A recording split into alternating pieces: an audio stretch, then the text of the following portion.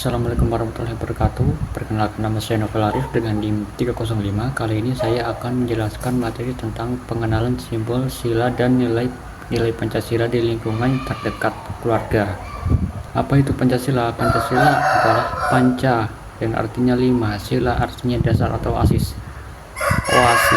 Pancasila merupakan 5 dasar yang berisi pedoman atau aturan tentang tingkah laku yang penting dan baik negara kesatuan Republik Indonesia, berlandaskan pada 5 konsep dasar. Pancasila berfungsi sebagai pedoman hidup berbangsa dan bernegara.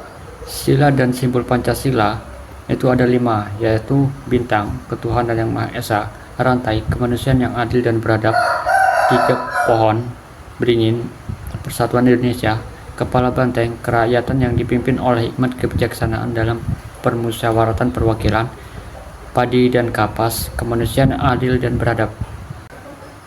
Penerapan Pancasila di lingkungan terdekat yaitu keluarga. Ketuhanan, beribadah sesuai agama, saling menghormati keyakinan manusia, saling menyayangi, menghargai dan membantu. Persatuan, menjaga kebersamaan dan kerukunan keluarga. Kerakyatan, bermusyawarah dalam mengambil keputusan. Keadilan sosial, membagi tugas secara adil dan sejahtera. Kesimpulan, Pancasila adalah dasar negara sekaligus pedoman hidup bangsa. Simbol-simbol Pancasila memiliki makna filosofi dan praktis. Penerapan nilai Pancasila di keluarga sangat penting untuk membentuk karakteristik, menanamkan sikap religius, dramatis, toleran, dan menjunjung persatuan. Lanjut materi kedua, yaitu makna setiap sila dalam kehidupan sehari-hari di keluarga, sekolah, dan masyarakat. 1. Ketuhanan yang Maha Esa. Makna: dasar religius, toleransi, kebebasan beragama. Contoh penerapannya: keluarga, kebebasan beribadah; sekolah, pendidikan agama dan doa bersama; masyarakat, toleransi untarumat beragama.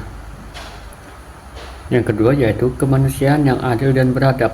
Makna: martabat manusia, keadilan, hak asasi. Contoh penerapannya: keluarga, orang tua adil, sopan santun; sekolah, anti diskriminasi, anti bullying; masyarakat, solidaritas sosial. 3. Persatuan Indonesia. Makna: persatuan dan keberagaman. Contoh penerapannya: keluarga, keharmonisan dan komunikasi; sekolah, upacara bendera dan kerja kelompok; masyarakat, gotong royong dan solidaritas. 4. Kerakyatan yang dipimpin oleh hikmat kebijaksanaan dalam permusyawaratan perwakilan. Makna: demokrasi musyawarah mufakat. Contoh penerapannya: keluarga, anak ikut serta dalam keputusan; sekolah, pemilihan OSIS, diskusi kelas; masyarakat, rapat warga pemilu. 5. Kerakyatan yang dipimpin oleh hikmat bagi seluruh rakyat Indonesia. Makna: kesejahteraan merata tanpa diskriminasi. Contoh penerapannya: keluarga, kasih sayang seimbang; sekolah, kesempatan belajar yang sama; masyarakat, pemerataan pembangunan dan akses kesehatan. Selanjutnya materi ketiga, yaitu Pancasila sebagai kesatuan utuh, dasar negara, pandangan hidup, dan ideologi. Sifat karakter para perumus Pancasila: Ir. Soekarno-Hatta, karismatik, ahli bicara, berpikir komprehensif, mampu menyatukan berbagai aliran. Usulan: kebangsaan, internasionalisme, demokrasi, kesejahteraan sosial, keutuhan. Muhammad Yamin, intelektual, sejarawan, dan akademis. Usulan: peri kebangsaan, peri kemanusiaan, peri keutuhan, peri kerakyatan, dan kesejahteraan rakyat. Dr. Suepomo, teoritis integratistik. Usulan: persatuan, kekeluargaan, keseimbangan lahir dan batin, musyawarah, keadilan rakyat. Makna Pancasila sebagai kesatuan utuh. Pancasila menyatukan keberagaman bangsa, Bhinneka Tunggal Ika, berbeda-beda tetapi tetap satu. Diterapkan dengan: 1. Cinta tanah air; 2. Menghargai perbedaan. 3.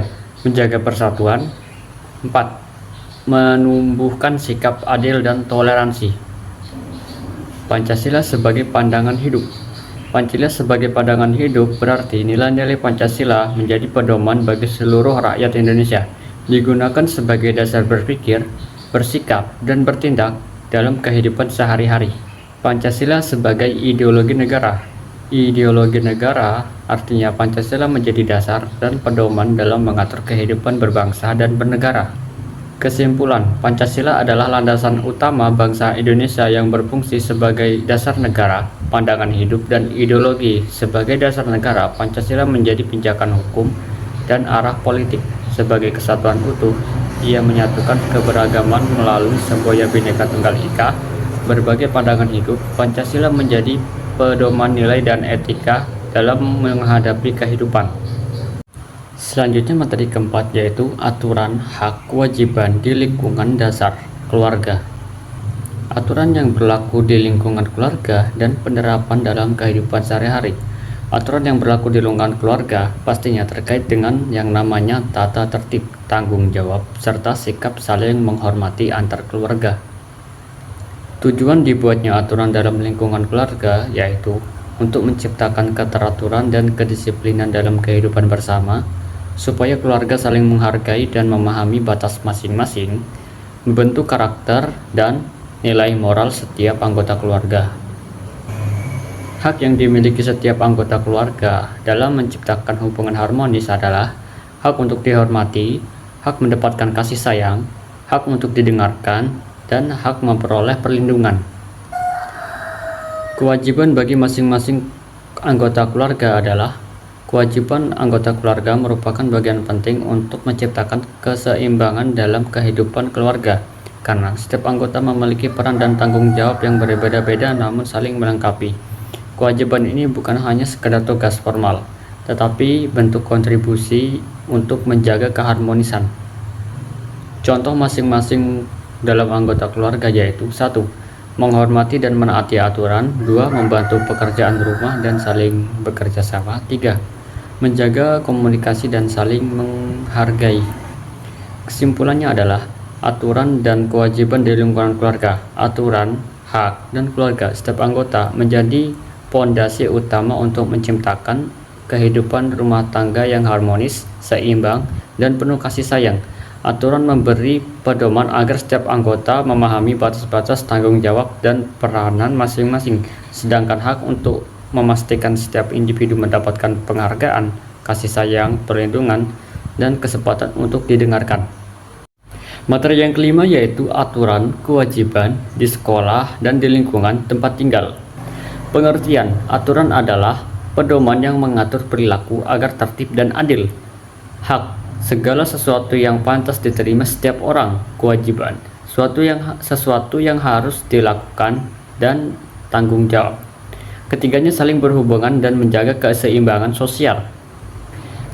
Contoh penerapannya di sekolah. Contoh aturan, datang tepat waktu, berpakaian rapi, menjaga kebersihan, sopan terhadap guru dan teman.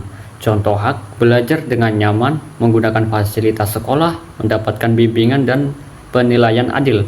Contoh kewajiban, belajar sungguh-sungguh, menaati tata tertib, menjaga nama baik sekolah.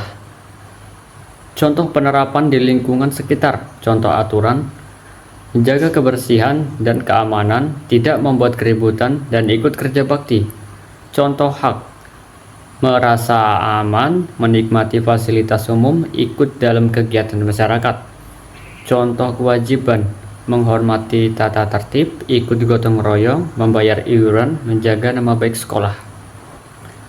Pentingnya menjalankan aturan, hak, dan kewajiban, yaitu menimbulkan kedisiplinan dan tanggung jawab, menjamin keadilan dan hak setiap orang terpenuhi, mencegah konflik dan membangun keharmonisan, membentuk karakter serta moral yang baik dalam masyarakat. Materi yang keenam yaitu konsep norma beserta hak dan kewajiban sebagai warga negara, mempelajari musyawarah, membuat aturan bersama di sekolah dan di keluarga. Pengertian norma dan kesepakatan. Norma adalah aturan hidup, pedoman hidup yang mengatur perilaku agar tercipta ketertiban dan keharmonisan. Kesepakatan adalah hasil dari musyawarah bersama untuk menerapkan aturan yang disetujui semua pihak.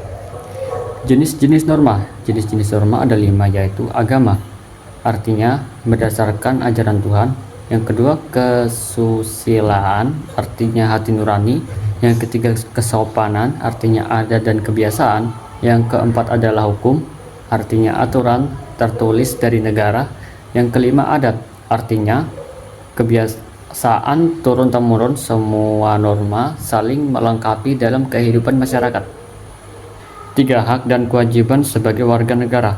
Hak adalah sesuatu yang berhak kita terima, sedangkan kewajiban adalah tanggung jawab yang harus kita lakukan. Sebagai warga negara, kita harus menyeimbangkan hak dan kewajiban agar tercipta kehidupan yang adil dan tertib. 4.